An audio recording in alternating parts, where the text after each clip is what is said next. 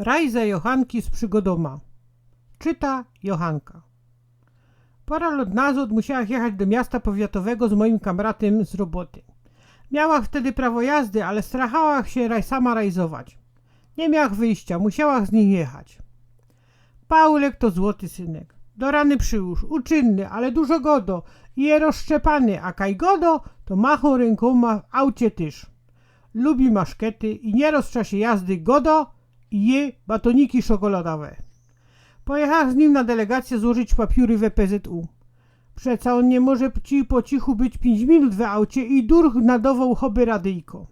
Droga wiedła bez wsie, niby jedziesz 20 minut, ale on to szafnął w 15. A ja w czasie rajzy żykała. Wszystkie modlitwy, kierech w życiu się nauczyła i słyszała.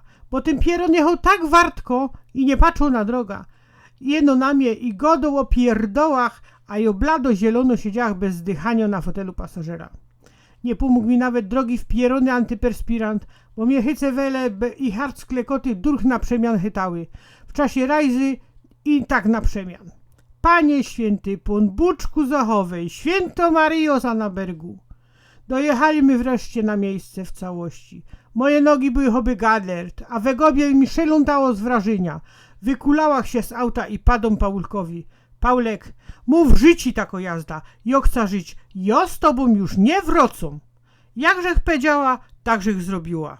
Pozałatwiała sprawy w PZU, spakowała papiery do taszki i poszła na autobus. Przyjechał po chwili, kupiła bilet i pojechała nazad do roboty. Właża do biurowca, a tam drugi prezes, taki spokojny człowiek po 60, zdziwiony pytał: Johanna, a kaj masz Paulka?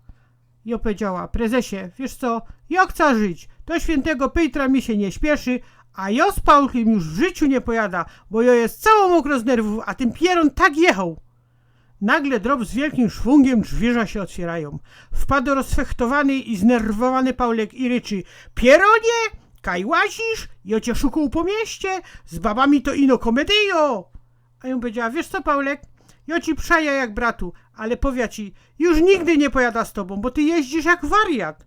Naszej cichej rozmowie przysłuchiwał się pan prezes i skwitował krótko. Kej dwóch ślązoków się wadzi, jo się nie wrażą.